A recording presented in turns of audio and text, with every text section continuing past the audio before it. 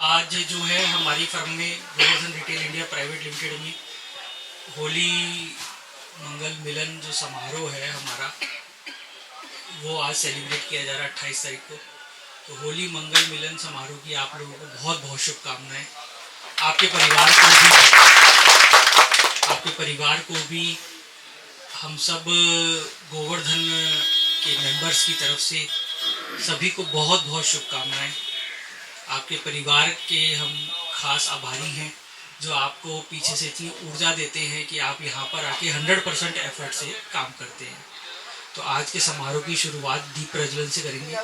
तो मैं चाहूँगा कि अंकल जी, हमारे जो आचार्य जी हैं और योगाचार्य जी हैं, वो दीप जला के आज के प्रोग्राम का शुरुआत करें। आइए। हेलो।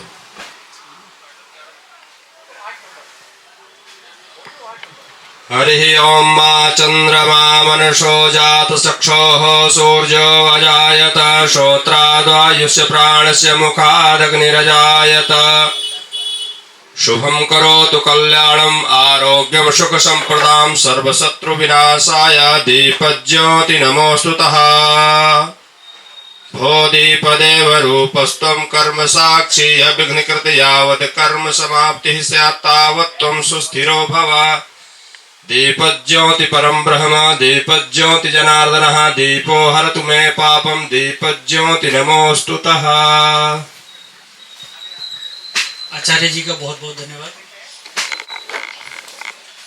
तो सबसे पहले मैं हमारे जो सबसे वरिष्ठ है और सबसे पुराने हैं हमारे अंकल जी, तो उनसे चाहूँगा कि वो आपको होली की शुभकामनाएं दें। आपको आपके परिवार को होली की बहुत बहुत शुभकामनाएं। होली खूब खुशी के साथ मनाएं, यही मेरी आपका आशीर्वाद है। अंकल जी का आशीर्वाद हम सब पे बना रहे। अब मैं चाहूँगा धर्मेंद्र जी आपको शुभकामनाएं दें। आपको आपके परिवार को होली की बहुत बहुत शुभकामनाएं। आप लोग सब स्वस्थ रहें, अच्छे से होली मनाएं, जीवन में तरक्की करें, ये मेरी शुभकामनाएं। वरुण जी। सभी को राम राम। होली की बहुत बहुत शुभकामनाएं मेरे और मेरे परिवार की तरफ से। आप सबको होली की मंगलमय। विपिन जी। आपको होली की बहुत मुबारक हो। होली एक रंगों का त्योहार है, ऐसे ही हमारे चेहरे में हमेशा रंगों की तरह खुशियां रहे। आपके परिवार और हम सबको होली की बहुत बहुत मुबारक हो। और मुकेश जी। आपको होली की बहुत बहुत शुभकामनाएं। जोगिंदर जी।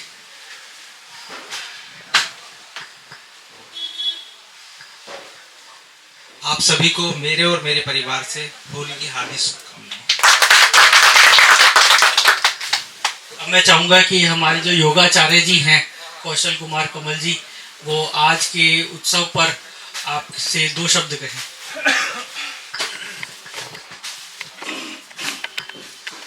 होली की बहुत बहुत शुभकामनाएं। रंगों का त्योहार है और सिर्फ रंगों का त्योहार नहीं है। आप ये देखें कि अभी जैसे आप बाहर निकलते हो तो चारों तरफ एक मौसम ही अलग होता है।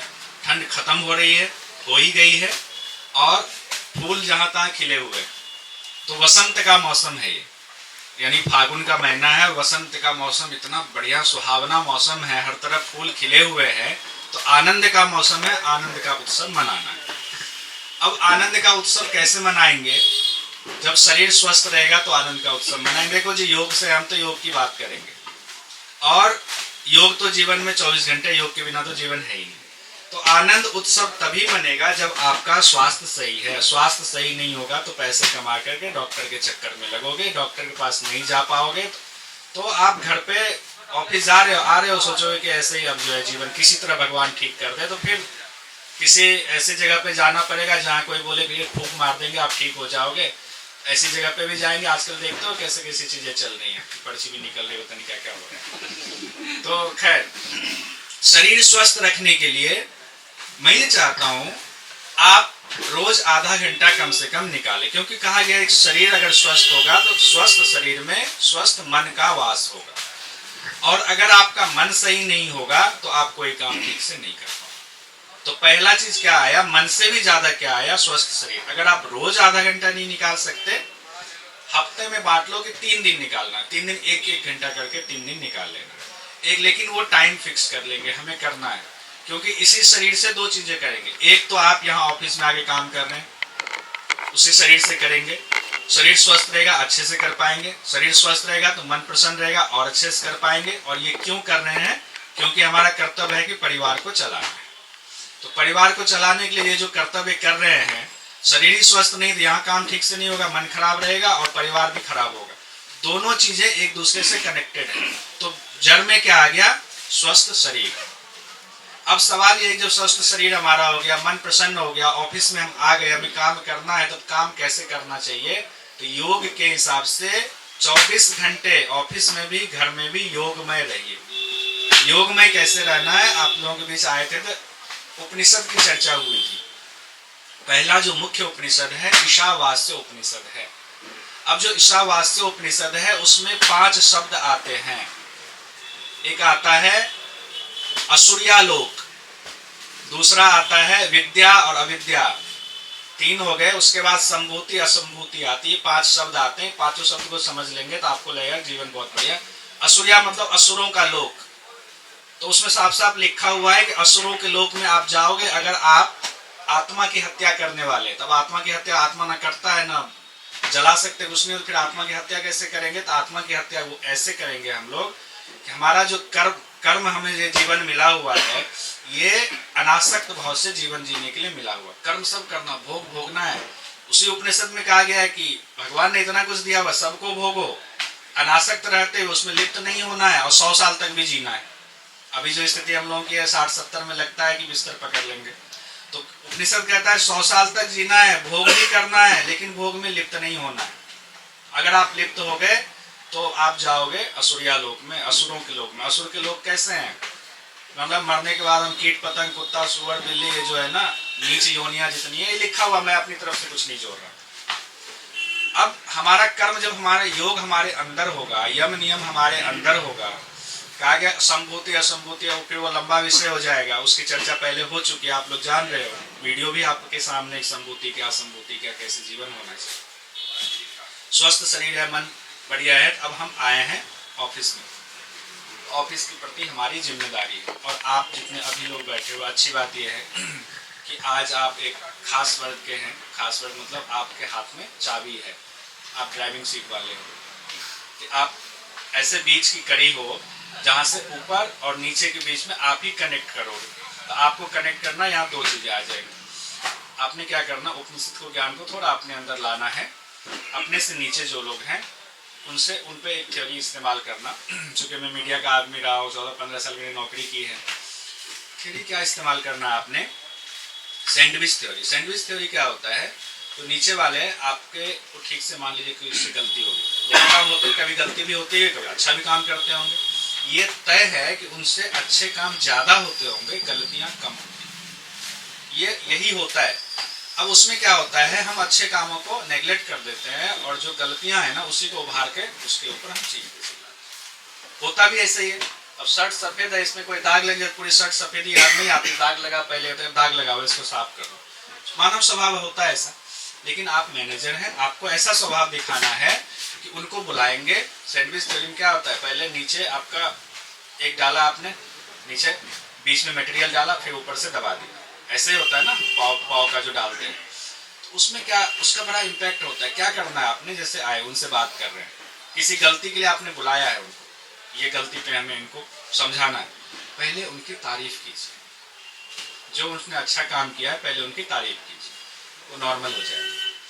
जैसे नॉर्मल होंगे फिर उनकी जो कमियां हैं उन कमी को बताइए, समझाइए, वो भी अपना पक्ष रखेंगे, आप भी रखिए। आपको पेशेंस लूज नहीं करना। अगर आपने पेशेंस लूज कर दिया इसका मतलब आप अच्छे मैनेजर नहीं हो सकते। फिर आपने उनकी कमियां बताई, फिर लास्ट में कमियां बता करके फिर उनकी अच्छाई से उनको प्रेस करना, फिर देखो इसका रिजल्ट बिल्कुल डिफरेंट है। उनके मन में आपके प्रति गलत भाव नहीं होगा, यही अच्छी चीज। इसी को योग से जोड़ते हुए, ये तो हुआ आपको नीचे वालों को कैसे मैनेज करना चाहिए, ये थ्योरी है और ये मल्टीनेशनल कंपनी में यही थ्योरी काम करती है। दूसरा है अपने से ऊपर। अब आपसे ऊपर जो है, आप सोचो आपके पास तो भी नौकरी है, आपका मन होता है आप नौकरी छोड़ देते हो, तो आप तो कहीं जाके नौकरी कर लेते हो, तो ये तो आपका डिसीजन है, लेकिन चूंकि यहाँ अच्छी बात गोवर्धन में है, जो लोग हैं लंबे समय से लंबे साथ लेकर चल रहे हैं और एक परिवार की तरह यहाँ संबंध बना हुआ है, इतने दिन से मैं आ रहा हूँ तो ये मैं देख रहा हूँ। लेकिन मालिक के लिए ऑप्शन नहीं होता है। उनके लिए क्या होता है कि वो देखते हैं मार्केट का क्या चल रहा है। कोरोना के बाद से स्थिति बहुत खराब है, बहुत ही खराब है, अभी भी पूरी तरह संभला नहीं है। जो रिदम पहले था वो नहीं संभला है, क्योंकि मैं इतने घरों इतने बिजनेसमैन के घरों में जाता हूँ, सबकी स्थिति वही है। और मार्केट में आपको खैर उस अंदर ही आप घुसे हुए तो आपको तो पता ही है। एक बिजनेसमैन के लिए फैसला लेना बहुत जरूरी होता है, कठिन फैसले लेने पड़ते हैं, मन महसूस के लेना पड़ता है, बहुत सारी चीजें आपको नहीं बताई जाती हैं हम क्यों ले रहे हैं। ऐसी स्थिति में आपको उनके फैसले के साथ अडिग रहना चाहिए। आप ये मानना चाहिए कि ऐसा फैसला लिया गया है। अगर कोई भी फैसला, मान लो कई बार कंपनियां क्या करती है 50% जो है सैलरी डिडक्ट कर देती है। और क्यों डिडक्ट करें? अगर नहीं करेंगे डिडक्ट क्या होगा? बैंकरप्ट हो जाएंगे आप। कंपनी उससे अच्छा है कि कुछ कम करके करें। ये तो एक उदाहरण दे रहा हूँ, ऐसे बहुत सारे फैसले हो सके। पहले हमें त्याग करना पड़ता है, पहले हमें ऊपर वाले के साथ खड़ा रहना पड़ता है। नहीं, आप ये फैसला ले। हाँ, आपके मन में कोई सवाल हो, आप अकेले में मिल करके उस पर रचनात्मक बातचीत कर सकते हो। रचनात्मक बातचीत का मतलब होता है आपके मन में भी कोई आइडियाज है तो आप आइडियाज दे सकते हो बिजनेस बढ़ाने के लिए। और हम लोगों के मीडिया में तो ये आइडियाज का ही सारा खेल होता था जब तक हम मीडिया में काम करते। अब योग में हमें रोज कहा जाता था, रोज हम अपने नीचे वालों से प्लस अपने ऊपर वालों को 10-10 आइडियाज का हम लिस्ट बनाते थे। 10 आइडियाज हम ये न्यूज चैनल में करना चाहते हैं, ये करेंगे तो इससे बढ़िया होगा। रोज इतनी लिस्ट बनती थी। आपके ऊपर कम से कम ये प्रेशर नहीं है, लेकिन आइडियाज तो दिमाग में आते होंगे इतना काम करते हुए, तो आप आइडियाज के बारे में डिस्कस कर सकते हो। आइडियाज निकालेंगे आइडियाज तो नई चीजें होंगी। मार्केट तो ऐसे ही चलता रहेगा। अगर ऐसे ही चलते रहेंगे, जो आइडिया निकालेगा वो आगे बढ़ जाएगा, आप पीछे रह जाओगे। तो हमें बिल्कुल कहते हैं ना, अंधों की तरह जो है ना विश्वास करना पड़ेगा। बिल्कुल आंख बंद करके, कहते हैं आंख बंद करके हमें ऊपर वाले पे भरोसा करना है। वो जो फैसले ले रहे हैं, कुछ ऐसे फैसले ले रहे होंगे जो कंपनी के हित में है, और कंपनी का हित होगा तो हमारा हित होगा, नहीं तो हमारा हित नहीं। ये चीजें सब बंधी हुई हैं। अब रोटी आपके सामने आता है तो आटा है, आटा तो बिखरा हुआ है, एक ऐसे उड़ा दो तो पूरा फैल जाएगा। पानी डाला उसमें, गुना तो वो लोई बन गई, लोई को बनाया तो रोटी बनी। तो सारा कुछ एक साथ मिक्स हुआ तो हमारे मुंह में जाता है, तब हमें स्वाद लगता है। उसी तरीके से ये भी सारी चीजें जुड़ी हुई, चाहे आपके अंडर काम करने वाले हों, चाहे ऊपर हो, चाहे आपके कस्टमर जो आते हैं वो हो, वो भगवान है। कस्टमर को कभी भी उनसे बेरुखी से कभी बात मत करना। भले वो आपको 4 बात सुना दें, उनकी बात सुन लेनी है और अब बड़े प्रेम से उनकी बात सुन करके उनको रिप्लाई करना, उनका भी गुस्सा तो ठंडा हो जाएगा। तो मैं इससे ज़्यादा समय नहीं लूँगा। मैं यही कहूँगा कि नीचे और ऊपर जो बैलेंस बनाने की जिस पोजीशन में आप हो, आप सबसे की पोजीशन में हो, उस पोजीशन का ध्यान रखते हुए, अपनी ताकत का ध्यान रखते हुए, योग को अपनाते हुए, शरीर को स्वस्थ रखते हुए आगे बढ़े, यही मेरी शुभकामनाएं भी है। होली की फिर से जो है बहुत बहुत हार्दिक शुभकामनाएं। धन्यवाद। हमारे जो आचार्य जी हैं, मैं उनसे निवेदन करूंगा कि वो 2 शब्द। श्री राम राम रघुनंदन राम राम, श्री राम राम भरताग्रज राम राम, श्री राम राम रणकर कस राम राम, श्री राम राम शरणं भो राम राम। सर्वेभ्यो नमो नमः। आज इस बसंत ऋतु में हम सब आप लोगों का मिलना हो रहा है। प्रकृति प्रसन्न है, पल्लवित है, पुष्पित है। जो इस सर्दी के चपेट में जो पत्ते आए हैं वो पतझड़ हो रहे हैं। नए नए पल्लों का आगमन हो रहा है। जब तक पुराने जाएंगे नहीं तब तक नए आएंगे नहीं। तो पुरानों को जाना पड़ेगा तब नए आएंगे। तो हमारी जो पुरानी मानसिकता है उसका पतझड़ होना चाहिए और नए पल्लवित और पुष्पित होंगे, तभी वह वृक्ष बसंत ऋतु का माना जाएगा। जो हर समय एक अनुकूल ही रहता है। हमारी ऋतुओं का आने का मतलब यह है कि परिस्थितियां बदलती हैं। सर्दी, बरसात, कितने ऋतुएं हैं? 6 ऋतुएं।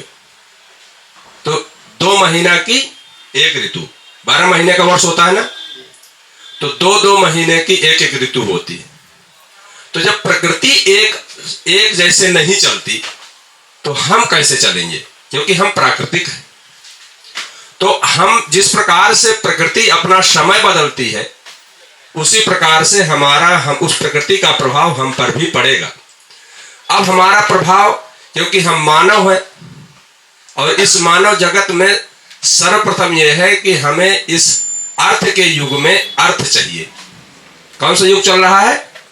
अर्थ का युग। लेकिन अर्थ अगर अनर्थ मार्ग से आएगा तो आपको वो नष्ट कर देगा। और व्यक्ति को अर्थ को इकट्ठा करने के लिए जब व्यक्ति के पास अर्थ पर्याप्त मात्रा में आ जाता है, तब उसका फिर दूसरा चिंतन हो जाता है। वो क्या चाहता है? मुझे सम्मान चाहिए। जब आपके पास ढेर सारा पैसा आ जाएगा तो फिर आपको सम्मान भी चाहिए। तो मनुष्य चाहे अर्थ की स्थिति में हो, चाहे विचारधारा की स्थिति में हो, चाहे ज्ञान की स्थिति में हो, 3 लेवल हुआ करते हैं। एक उच्च कोटि का, एक निम्न कोटि का, और जो ना उच्च है और ना निम्न है वो कौन सी कोटि का होगा? मध्यम कोटि का होगा। अब हमारी कोटि क्या है? हमारी मानसिकता। तो जो अधम कोटि के होते हैं, अधम मतलब निम्न स्तर के, जिनकी सोच छोटी होती है, वो क्या करते हैं? अधमाह धनमिच्छन्ति। छोटी सोच वाले क्या करते हैं? धनम इच्छन्ति। हमारे जो मालिक है वो हमें गाली भी दे दे लेकिन हमें पैसा दे दे। तो जो अधम लोग होते हैं, अधमाह धनमिच्छन्ति। हमारे ये समस्या आज की नहीं है, समस्या प्राचीन काल से। हमारे शास्त्रों ने भी इस बात को कहा है और शास्त्र का ही मैं उदाहरण दे रहा हूं, रेफरेंस दे रहा हूं। तो अधमाह धनमिच्छन्ति धनम मानम च मध्यमाः। और जो मध्यम श्रेणी के व्यक्ति होते हैं वो क्या चाहते हैं? कि धन भी हो और सम्मान भी हो। धनम मानम च मध्यमाः। धन, थोड़ा सा धन भी हो और थोड़ा सा, अगर मान लीजिए आपको बहुत पैसा, कोई आपको नमस्ते नहीं कर रहा तो क्या मतलब? पैसा ऑटोमेटिक ग्लानि होने लगती है कि इस इलाका में आना बेकार है, वहां चलते हैं जहां हमें नमस्कार भी हो। तो धनम मानम च मध्यमाः। मध्यम श्रेणी के व्यक्ति वो होते हैं जो धन और सम्मान दोनों को उपलब्धि मानते हैं। जो उच्चम विचारधारा वाले होते हैं वो कहते हैं चाहे 8,000 की 6,000 कर दे लेकिन गाली न दे। 8,000 की 6,000 कर दे लेकिन गाली न दे। में स्वाभिमान के खिलाफ कोई काम ना होना चाहिए। तो उत्तमाः मानमिच्छन्ति। जो उच्च कोटि के, उच्च विचारधारा के जो लोग होते हैं वो प्रथम श्रेणी पर सम्मान को रखते हैं। तो मानम महतो धनम।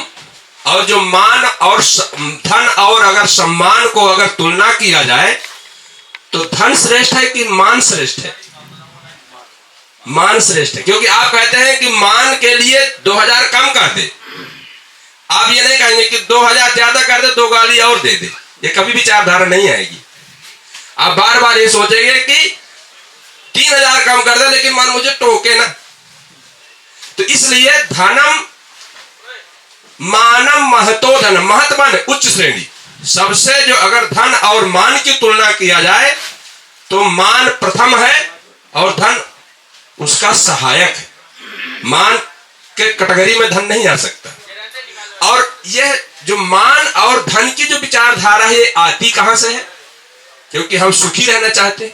मनुष्य क्या सोचता है? कि हम सुखी रहे। और सुख रहने के लिए क्या चाहिए? सुख चाहने के लिए विचारधारा चाहिए। विचारधारा में राम और रावण में बहुत फर्क। रावण हर मात्रा में राम से ज्यादा थे। चाहे परिवार में लोग तो एक एक अंगूठी और जंजीर पहन लिए 2 तोला की, तो देखते फिरते रहते कि ये हम 4 तोला की जंजीर पहने। और रावण ने कहा कि तुम सोने दिखाते हो, मैं सोने का मकान पूरा नगर बनवा देता हूं। अब क्या करोगे? अगर 10 तोला जंजीर पहने 2 बॉडीगार्ड ले लेते, कोई हमको छीन न ले जंजीर को। किस लिए? धन के लिए ना। और उसने पूरा नगरे बनवा दिया। तो उसके आगे है क्या? राम। राम उसके आगे क्या हो सकते हैं? उसका परिवार इतना लंबा, ये तो 4 भाई थे, उसके 100 बेटे थे। परिवार में कम था। ये ठाकुर थे, वो ब्राह्मण थे जाति से। विदुता में राम जी के गुरु जी थे। रामेश्वरम में उन्होंने पूजा करवाया रावण को बुला करके। चारों शास्त्र के ज्ञाता थे। त्रिलोकी को हराता था वो। मृत्यु उससे डरती थी। चलता था धरती कांपती थी। चलत दशानन डोलत अवनी, अवनी माने धरती। जब रावण चलता था तो धरती डोलती थी। हंस देता था तो देवताओं के महिलाओं गर्भ गिर जाते थे। इतना ताकतवर था। लेकिन राम और रावण में अगर तुलना किया जाए तो फर्क ये है कि रावण अपने उस ऐश्वर्य का अनुरागी था। जो चीज उसको नहीं प्राप्त होती थी उसको प्राप्त करने के लिए प्रयास करता था, उसमें वो लिप्त था। और राम के पास, राम चाहते तो वनवास में जाते। अपने दशरथ जी के पास 3 पत्नियां थी, तिहाव के हिस्सेदार थे वो। 1/3 बंटवा लेते, आराम से रहते, भरत को देते जो देना होता। लेकिन सब कुछ होने के बाद उनके अंदर वैराग्य था और उनके अंदर राग था। इसलिए राग के कारण वो कम पड़े और राम जी भारी पड़े। तो हमारा जो मन है ना, हमारे शरीर में कई सारे इंद्रियां हैं। बड़ा लंबा विषय हो जाएगा, मैं दर्शन का विद्यार्थी हूं। तो हमारे शरीर में 2 बातें होती हैं। अगर कौशल जी शरीर की चर्चा करते हैं तो मैं मन की चर्चा करता हूं। मन है सॉफ्टवेयर और शरीर है हार्डवेयर। मन सूक्ष्म है और वो स्थूल है शरीर। तो मन और मन की गति क्या है?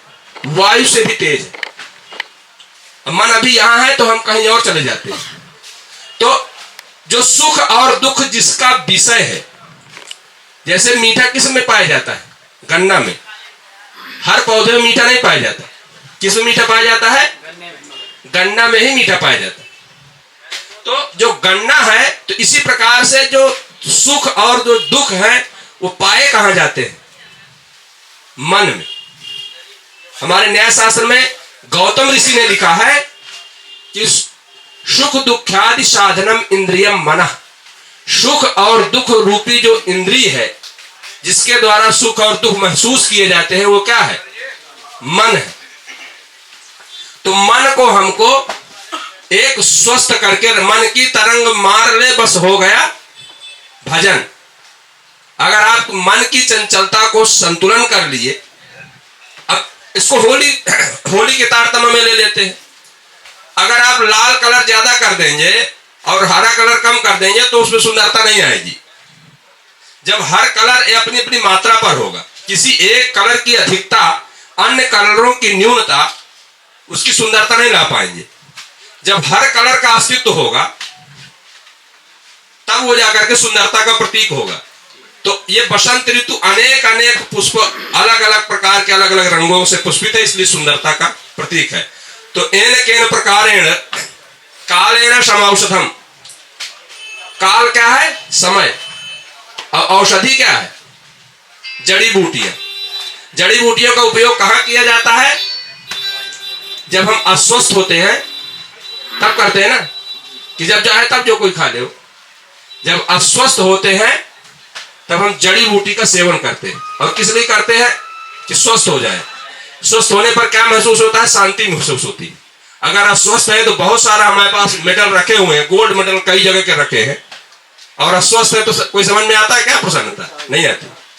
तो इसलिए हमारा जो मेन बिंदु है वो क्या है? स्वस्थ होना। तो कह रहे हैं जो कार्य बहुत भारी हो उसको काल पर छोड़ देना चाहिए। तो काल के बराबर कोई औषधि नहीं है। कालेन सम औषधम। जब थोड़ा सा इंतजार करेंगे ऑटोमेटिक वो है आपके अनुकूल हो जाएगा। और अगर आप दौड़ते रहेंगे, दौड़ करके कोई अपना भाग्य बदलना चाहे तो एरोप्लेन से लोग भागते रहते हैं, अमेरिका भाग जाए वहां भाग्य बदलने। तो भागने से अगर भाग्य बदलने लगे तो हम भी भाग चले। बताओ, हम भी चलने के लिए तैयार हैं। हम भी तो चाहते हैं कि भाग्य तो बदले। तो भागने से भाग्य अगर बदलती होती तो दुनिया भागती रहती। आप क्यों कंपनी में काम करते हैं? 12-12 घंटा 8-8 घंटा लोग बैठते हैं, मेहनत करते हैं। तो भागने से भाग्य नहीं बदलती, ठहराव से। क्योंकि सम्मान कब प्राप्त होता है? जब आप अनुकूल और प्रतिकूल परिस्थितियों में एक राग में रहेंगे। ये नहीं कि आज उस कंपनी में ज्यादा माल पानी आ रहा तो चलो उधर भाग चलते।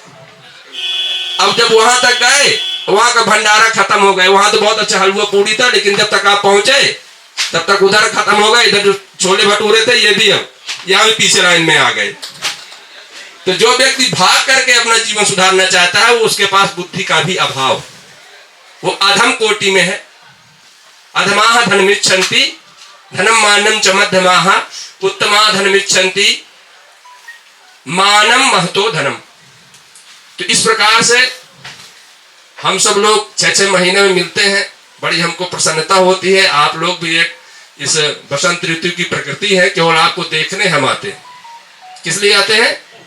प्रकृति का अगर सौंदर्य देखते हैं तो ये गांधीनगर आते हैं, साउथ से नॉर्थ की ओर आते हैं। नॉर्थ में पड़ता है, ईस्ट में पड़ता है, तो वहां से जो है 22-25 किलोमीटर से वहां आते हैं। किस लिए? दर्शन के लिए। तुलसी इस संसार में सबसे मिलिए धाय, ना जाने किस भेष में नारायण मिल जाए। सब में राम है और सब राम है। तो इसलिए अगर मानसिक रूप से आप संतुलित हैं या हम संतुलित हैं, कोई आपकी बात नहीं, आप मतलब हम मतलब मैं। अगर संतुलित है तो सुख है, और अगर असंतुलित है तो ये संसार भीड़ में भी हम अकेले हैं और अकेले में भी भीड़ में है। तो इसलिए इस बसंत ऋतु के अवसर पर जो एक पर्व मनाया जाता है होली, उस होली की आप सबके परिवार के और आपके लिए ढेर सारी शुभकामनाएं। दोबारा फिर मिलेंगे। इसी शुभ वचनों के साथ मैं अपनी वाणी को विराम देता हूं। सर्वे भलो मंगलम।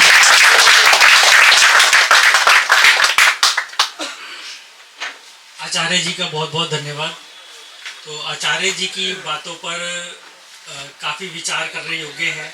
योगाचार्य जी से हमें शरीर का वो पता चलता है कि कैसे स्वस्थ रखे, और आचार्य जी से हमें जो है मन का पता चलता है। तो कुछ बातें जो मेरे समझ में आई हैं मैं शेयर करना चाहूँगा। कि सबसे पहला पॉइंट तो मुझे आचार्य जी की बात से ये समझ में आया कि होली खेलेंगे तो एक ही कलर से सामने वाले को नहीं लगाना है, सारे कलर लगाने हैं। ऐसा नहीं कि उसको नीला नीला कर देना है या ब्लैक ब्लैक कर देना है, वो भी सुंदर नहीं लगता। चाहे वाइफ को लगाए चाहे गर्लफ्रेंड को लगाए, तो सारे रंगों का बराबर मात्रा में।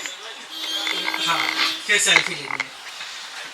फिर उसके बाद दूसरी बात मेरे को जो हंसी मजाक की बात, दूसरी बात ये है कि आचार्य जी का यहाँ पर आना, वो कह रहे कि वो दर्शन कर रहे हैं, मैं ये मानता हूँ कि उनके शुभ कदम यहाँ पड़ते हैं तो हमारी यहाँ पे जो कंपनी में जो भी लोग हैं सभी को एक पॉजिटिव एनर्जी मिलती है, एक आध्यात्मिक एनर्जी मिलती है। चाहे बातचीत हो चाहे बातचीत ना हो, सिर्फ उनके आने से पैर के जो है यहाँ कदम पड़ने से ही वो एनर्जी हमें मिलती है। तो इसके हम आभारी हैं कि वो हर 6 महीने में यहाँ पर हमारे बुलाने पर आते हैं, और हमारा प्रयास रहेगा कि आगे भी निरंतर ये जितना लंबा हम इसको चला सकें हम चलाने का प्रयास करते रहें। फिर तीसरी बात, अब रही बात औषधि की। औषधि वाला पॉइंट बहुत ही बढ़िया मेरे को लगा। उससे मुझे कुछ ऐसा कुछ समझ में आया कि हमारे जो मार्केटिंग इंचार्जेस हैं वो मार्केट में जाते हैं, वो रोग पकड़ के लाते हैं, बीमारियां पकड़ के लाते हैं कि ये समस्याएं चल रही हैं, और फिर वो समस्याएं जो हैं आके बताते हैं, अपने मैनेजर को बताते हैं।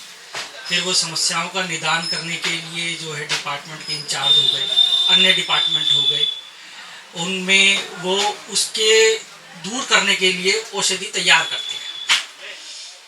तो ये निरंतर हमें प्रक्रिया को, जब तक हम इस प्रक्रिया को करते रहेंगे तब तक हमारा शरीर जो है वो स्वस्थ रहेगा। तो हमें इस प्रक्रिया को निरंतर करते रहना चाहिए। हमारी एक्सपर्टीज, हमारा जो काम करने का तरीका है, काम करने का जो भी डिपार्टमेंट है, वो महत्व तब रखता है, जो मैंने बात समझी, कि जब तक वो काम हमें उस लेवल का मिल रहा है। अब हमारे मैनेजर्स हैं, अब वो मैनेजर्स का काम करने का जो लेवल है वो अपने अपने मंच पे बहुत अच्छा कार्य करते हैं, पर अगर वही काम उनका चेंज करके कोई दूसरा काम दे दिया जाए, मान लो कि हम वरुण जी बहुत बढ़िया काम करते हैं, वो कस्टमर हैंडलिंग में बहुत अच्छे हैं, कस्टमर से बातचीत करने में अच्छी हैं, मैटर सुलझाने में अच्छे हैं। अब वो काम जो है कोई और मिल जाए, कैश काउंटर का काम मिले या पैकेजिंग डिपार्टमेंट का काम मिल जाए या बिलिंग सेक्शन का काम मिल जाए, तो वो जो मंच जो मिला वो मंच उपयुक्त नहीं है काबिलियत के हिसाब से। तो ये मैं मानता हूँ ये प्रभु की देन है, ये ऊपर वाला डिसाइड करता है कि वो मंच कब तक हमें मिलेगा, कहाँ मिलेगा, कब मिलेगा और कितने समय तक के लिए मिलेगा। ये चीज़ पैसे से परे है, ये चीज़ मान सम्मान से भी मैं इसको समझता हूँ कि परे है। ये हम उसमें जो भी काम करते हैं, अपने मंच पे जो भी काम करते हैं, अपने डिपार्टमेंट में जो भी काम करते हैं, हमें एक वो काम करके खुशी जो मिलती है उसको हम वो खुशी को बयान नहीं कर पाते हैं कि हाँ मेरे को आज ये चैलेंज मिला था या ये काम मिला था और मैंने बखूबी निभाया और देखो इसका रिजल्ट पॉजिटिव में, या जो भी मैं रिजल्ट चाहता था वो रिजल्ट आया। और आज से पहले मैं कभी ये कर नहीं पाया था, ये पहली बार हुआ मेरे साथ, तो हम उसको बयान नहीं कर पाते हैं। तो हमें प्रभु से हमेशा जो है प्रार्थना जो है वो यही करनी चाहिए कि हमें जो है उपयुक्त हमारे योग्यता के अनुसार हमें जो है जीवन में मार्गदर्शन देते रहे, आगे से आगे मार्गदर्शन देते रहे, चाहे वो यहाँ हो चाहे वो कहीं और हो, कहीं भी हो सकता है। क्योंकि उन लोगों को बहुत परेशानी, वो बहुत बेकार टाइप का जीवन हो जाता है जब हमारी योग्यता के अनुसार हमें काम नहीं मिल पाता है। समझौते का जो जीवन होता है वो काटना जो है बहुत पीड़ादायक होता है, ऐसा मेरा अपना मानना है। तो ये ऊपर वाला जो है उसकी आशीर्वाद बना रहे और वो हमसे ये काम करवा रहा है। आज भी इस परिस्थिति, हम 2022 मुश्किल अवस्था से निकला है हमारा, 2023 भी टफ है, इजी नहीं है। हम सब अपने अपने लेवल पे इसको देख चुके हैं और देख भी रहे हैं, तो उसके बावजूद भी प्रभु की कृपा बनी हुई है, वो हमसे अपना कार्य करवाए जा रहे हैं, रेगुलर कराए जा रहे हैं। तो वो हमारे जो है मन को और शरीर को दोनों को जो है स्वस्थ रखे, आगे के लिए हमें उचित मार्गदर्शन मिलता रहे, हमारा जो काम करने का जो योग्यता बल है वो योग्यता बल बढ़े, हमारे जो उपयोग से लोगों के काम बने, उनको जो है अपने अपने कामों में सहूलियतें मिले। तो ऐसा हमारा 2023 में हमारा प्रयास रहना चाहिए और पर्सनल जीवन में भी ऐसा प्रयास रहना चाहिए कि हम कुछ भी कार्य करें लोगों के वो काम आए। तो इसी के साथ जो है 2023 की होली की आप सभी को बहुत बहुत शुभकामनाएं। आज एक स्मॉल मीटिंग रखी गई, सभी सीनियर्स के साथ ही मीटिंग रखी गई है। तो कंपनी का प्रतिनिधित्व करते हुए आप सभी जो है अपने अपने यूनिट में सभी को इकट्ठा करके कंपनी की तरफ से होली की शुभकामनाएं दीजिएगा, क्योंकि आप जब तक यहाँ बैठे हैं उन्होंने काम संभाला है। ये एक विश्वास का प्रतीक है, ये एक जिम्मेदारी का प्रतीक है। तो वो अगर ये जिम्मेदारी नहीं संभालते तो शायद हम आज यहाँ नहीं बैठ पाते, हम भी अपने कामों में उलझे हुए होते। तो हमें उनका शुक्रगुजार होना चाहिए और उनके लिए हेल्पफुल होना चाहिए। तो आप सभी को हमारी तरफ से होली की बहुत बहुत शुभकामनाएं देंगे। इसके बाद जो है भोजन का प्रबंध जो है ऊपर रखा गया है। जैसे जैसे कस्टमर्स को जो है आप सभी सीनियर्स जो हैं अपने डिपार्टमेंट जो भी कस्टमर्स आए उनको लेकर चले, उनको वहाँ पे भोजन करवाएं और फिर अपनी टीम को जो है बारी बारी से भेज के, जिससे व्यवस्था भी खराब ना हो और सबका काम सुचारू रूप से चलता रहे। ठीक है, इसी के साथ होली की बहुत बहुत शुभकामनाएं। थोड़ा सा 1 मिनट और मुझे सुनेंगे। जैसे इन्होंने कहा कि आप पर सारा निर्भर है, तो हमारा जो मन है ना, तो यह मन 10 का संचालन करता है, 10 का नेतृत्व करता है। वह 10 में कौन कौन आते हैं। जैसे हम लोग यहाँ बैठे हैं ना, हमारा मन अगर यहाँ नहीं है तो हम देख नहीं पाते कि यहाँ क्या हो रहा है। हम सुन नहीं पाते कि क्या किसने क्या बोल दिया। अगर आपका मन घर पर है तो हम क्या बोले हैं नहीं सुन पाएंगे। तो आप जितने लोग यहाँ बुलाए गए हैं, इस कंपनी के आप मन हैं। आपके नीचे कौन है भी? 10 लोग हैं। मन जैसा चाहेगा वैसी हमारी आंखें देखेंगी, मन जैसा चाहेगा वैसा हमारे कान सुनेंगे, मन जैसा चाहेगा वैसी हमारी जीभ चखना चाहेगी। समोसा चखना चाहता है मन, कि मीठा चखना चाहता है, मन पसंद करता है ना। तो मन 10 का संचालन करता है। मन जहां कहेगा वहां हम चलेंगे। चलता कौन? पैर चलता है, लेकिन मन जहां कहता है वहां चलेंगे। मन जहां कहेगा वो हम करेंगे। करने काम किसका? हाथ का। मन जो कहेगा वो हम करेंगे। तो मन 10 का संचालन करता है, 5 ज्ञान इंद्रियां और 5 कर्म इंद्रियां। तो 10 का संचालन मन करता है। तो आप ये जो इतने लोग बैठे हैं, तो आप हर व्यक्ति के नीचे 10-10 लोग हैं जिसका आप संचालन कर रहे हैं। तो आपको संतुलित होना अत्यंत आवश्यक है। और आप तब संतुलित रहेंगे क्योंकि इस जो पुरुष जो है ना, यह 6 दोष लेकर के पैदा होता है और उन दोषों को हटाना है। वह 6 दोष क्यों? क्योंकि हमें अभी सर ने कहा कि हम इसको झटित मतलब तुरंत हम इसको कल से प्रारंभ कर रहे हैं। कुछ इनकी योजनाएं थी, अपने व्यापार का मैटर है, हमसे इसे लेना देना नहीं है, क्या सिस्टम इनका चलता है। तो हम तो अभाव में भाव वाले हैं, हमारे पास नहीं है फिर भी हम प्रसन्न हैं। तो हम व्यापार वाला, हमारा मैटर नहीं है। तो उन्होंने 6 दोष पुरुष के अंदर व्याप्त होते हैं। पुरुषेणेह षड्दोषाः पुरुषेणेह, 6 दोष जन्म से पैदा होता है लेकर के। षड्दोषा पुरुषेणेह हातव्या भूतिमिच्छिता। हातव्या माने नष्ट कर देते हैं। वो 6 दोष मनुष्य को नष्ट कर देते हैं। वह कौन से दोष है? निद्रा। अगर आप बहुत सोते हैं तो आपका जीवन नष्ट है, मान सम्मान से भी, धन से भी, अनेक अनेक क्षेत्रों में आप अपने आप को असफल मानिए। निद्रा, तंद्रा, आप ऑफिस में तो आ गए लेकिन अलसा रहे हैं, मतलब जमहाई आ रही है। तो जमहाई आना भी एक असफलता का मेन बिंदु है। निद्रा, तंद्रा। निद्रा मानी होती नींद। नींद से पहले की स्थिति जमहाई होती है, नींद से पहले की। तो निद्रा, तंद्रा। भय, क्रोध। भय, ये काम मैं नहीं कर सकता हूं, मैं डर रहा हूं। जब आप डर रहे हैं तो इतिहास डरने वालों का नहीं लिखा जाता। तो भय, क्रोध। जब आप डरेंगे, आपसे कराया जाएगा तो आपको क्रोध आएगा कि इस कंपनी को छोड़ना ठीक है, मैं यार बेकार। तो निद्रा, तंद्रा, भय, क्रोध, आलस्यम। जब आपको निकाल दिया जाएगा, क्रोध हो जाएगा तो निकाल दिया जाएगा, तो आप आलसी बन करके बैठे रहेंगे। क्या करेंगे? कुछ काम नहीं।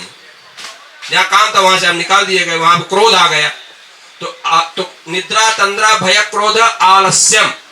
आलस भी व्यक्ति को नष्ट कर देता है, ये दोष है। आलस्यम, दीर्घ सूत्रता। हम सब कुछ एक्सपर्ट है, निद्रा भी नहीं है, तंद्रा भी नहीं है, भय भी नहीं है, हम डरते नहीं, हम तो कर लेते हैं इसको। भय, क्रोध भी नहीं है, आलस भी नहीं है। लेकिन ये बहुत बड़ा दोष है और ज्यादातर लोगों में पाया जाता है, लगभग 80%। आलस्यम, दीर्घ सूत्रता। दीर्घ सूत्रता किसे कहते हैं? 5 मिनट के काम को 10 घंटा लगा देना, या 5 मिनट के काम को 1 घंटा में करना। कर लेंगे, ये कहे तो 5 मिनट का इसको मैं कर लूंगा, अभी थोड़ा सा बात और कर लेता हूं, फिर तो 5 मिनट में कर दूंगा। तो वह जो 5 मिनट का वर्क है उसमें आप 2 घंटा लगाना, यह दीर्घ सूत्रता है। दीर्घ मतलब लंबे समय तक किसी कार्य को खींचना। तो अगर आप किसी कार्य को लंबे समय तक खींचेंगे तो आपको नष्ट कर देगा। तो इन 6 दोषों से बचे। आप हर बार अपने आप को चिंतन किया करें कि कहीं ये 6 में से कोई प्रवेश तो नहीं कर रहा है। कौन कौन? निद्रा, तंद्रा, भय, क्रोध, आलस्यम, दीर्घ सूत्रता। षड्दोषा पुरुषेणेह हातव्या भूतिमिच्छिता। ये 6 दोष व्यक्ति को नष्ट कर देते हैं, मान सम्मान, धन, वैभव, ऐश्वर्य इत्यादि को। तो पुनः मुझे आप सुने, इसके लिए मैं आपका आभारी हूं और ढेर सारी शुभकामनाएं आपको। सर्वे भवन्तु सुखिनः, सर्वे सन्तु निरामया, सर्वे भद्राणि पश्यन्तु मा कश्चित् दुःख भाग् भवेत्। हमारे शास्त्रों में कहा गया है कि कोसों दूर रहे, दुख हमसे नजदीक ना आए। नजदीक हमें पकड़ ले ऐसी बात नहीं है, कोसों दूर भी रहे, ऐसी हम कामना करते हैं कि हम सब परिवार और हम सब लोगों से, हमारे जो चाहने वाले हैं, जिनको जो हमें चाहते हैं, जिन्हें हम चाहते हैं, इन दोनों को जो है तो कोसों दूर रहे दुख हमसे और प्रसन्न रहे। ठीक, धन्यवाद।